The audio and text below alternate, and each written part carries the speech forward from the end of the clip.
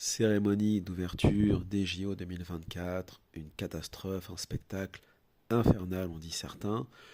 Donc on ne va pas revenir sur ce qu'on a vu, mais juste sur la question de la culture de façon générale et de l'abaissement d'un point de vue culturel, ce qu'on a pu observer notamment à travers la prestation de Aya Nakamura et d'autres, mais arrêtons-nous sur celle-ci très rapidement. Il me semble important de dire à surtout nos jeunes qui n'ont pas vécu dans les années 80 ou 90 qu'en vérité cet appauvrissement culturel n'est pas nouveau. Et il a été encouragé, je dirais même presque systématiquement, par les différents gouvernements français qui se sont succédés des années Mitterrand jusqu'à aujourd'hui. Dans les années 90, on a laissé, pas forcément au nom de la liberté artistique ou liberté d'expression, mais on a même amplifié un courant musical ou pseudo-musical ou un sous-courant ou une sous-culture, comme diraient certains, tels que le rap, le R&B, qu'on appelait le groove au départ, après on a appelé ça R&B et ainsi de suite.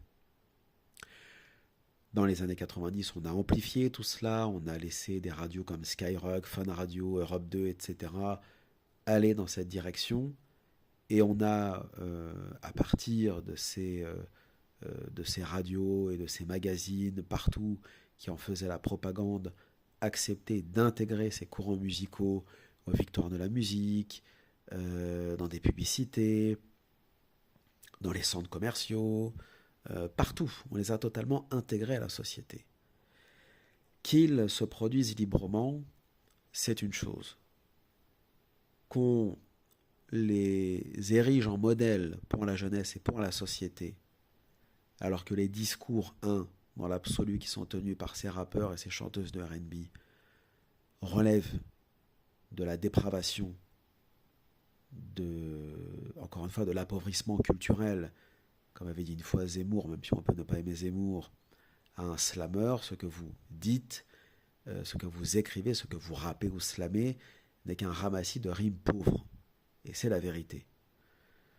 Le contenu des paroles est passé du pseudo-rap conscient des IAM, NTM, etc. dans les années 90 à, sans surprise, un rap gangster, un rap street ghetto hyper violent, vulgaire, agressif, mêlant tantôt la religion ou l'islam comme par hasard, avec la délinquance, avec le fait de mettre en avant la consommation de stupéfiants, de cannabis, la fornication, l'alcool, ça a été expérimenté fin 90, début 2000, notamment avec un groupe de rap qui s'appelait Lunatic, où d'un côté il y avait le barbu, de l'autre il y avait la racaille, c'était Booba Ali, mais enfin bref, c'était schizophrénique, mais ça a été fait quand même. On a laissé ces chanteuses de R&B devenir des modèles dans les années 2000, surtout auprès des jeunes filles, des jeunes femmes, où le modèle n'était plus la mère de famille, n'était plus la paysanne, n'était plus la religieuse, n'était plus l'écrivain ou écrivaine, la poétesse ou la prophétesse ou la femme de science, la femme de lettres. Désormais, le modèle, c'était quasiment la demi-prostituée, l'escorte, en quelque sorte, du monde de la musique, qui s'affiche à moitié nue. Elle n'a pas de texte, elle n'a pas de rime, elle n'a pas de flow, elle n'a rien. Mais, et en plus elle chante du playback quand elle va dans des concerts et ainsi de suite, mais comme elle est à moitié nue, et comme elle n'a pas de cerveau, on mise tout sur sa plastique, puisque désormais son cerveau, c'est sa graisse et ses muscles. Voilà. Il n'y a pas le cerveau qui permet de produire une pensée ou des textes qui puissent parler à la jeunesse et leur apporter, leur faire du bien. Il s'agit d'objets, de produits commerciaux périssable en plus, puisque quelle est la durée de vie d'une Britney Spears, d'une Christina Aguilera, Mandy Moore, etc. dans les années 2000, 5 ou 10 ans, ça dégage. Après, on a des Beyoncé qui durent un peu plus longtemps parce qu'il y a des Jay-Z, Def Jam, des Rick Rubin, des Layer Cohen derrière, mais dans les faits, c'est 5 ou 10 ans, puis ça dégage. On parle plus de Rihanna, on parle plus de... Bon.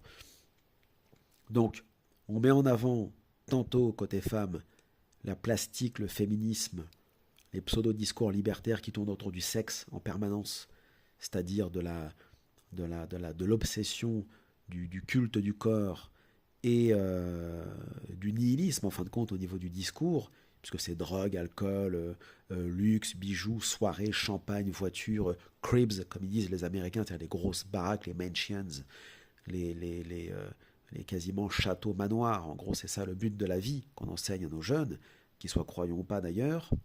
Et côté mec, c'est dans les années 90-2000, les rappeurs virils, gangsters, tatoués, tolards, délinquants, drogués, style DMX, etc. Et encore une fois, on les met en avant comme des super-héros. Et aux États-Unis, on va les inviter partout. L'armée américaine les invite même en Irak, en Afghanistan. Les présidents américains comme Obama s'affichent avec eux. En France, Macron s'affiche avec maintenant. Juste avant, c'était Hollande. Hollande nous a même fait des vidéos sur Internet où il nous expliquait que tel rappeur était un poète. Voilà. Donc tout ça, parce que soi-disant ça parle à la jeunesse, il faudrait faire plaisir à la jeunesse et les mettre en avant, détruire la culture française, détruire le théâtre français, la poésie française, la littérature française, la philosophie française, la poésie française, la musique française classique, au détriment des rappeurs et des chanteuses de R&B. On appauvrit le pays, on est dans un processus de vémarisation de la société, la République de Weimar, la décadence, on est dans une espèce de chute, une chute de Rome, on est dans une époque caligoulesque et caliyouguesque, c'est des jeux de mots, mais ça va ensemble, et tout le monde se réjouit de cela. Et cet appauvrissement, encore une fois, ne date pas d'hier. Ça remonte aux années 90, quand des radios comme Skyrock, Fun Radio, etc. ont mis en avant ce genre d'artistes, ce mode de vie, et ainsi de suite.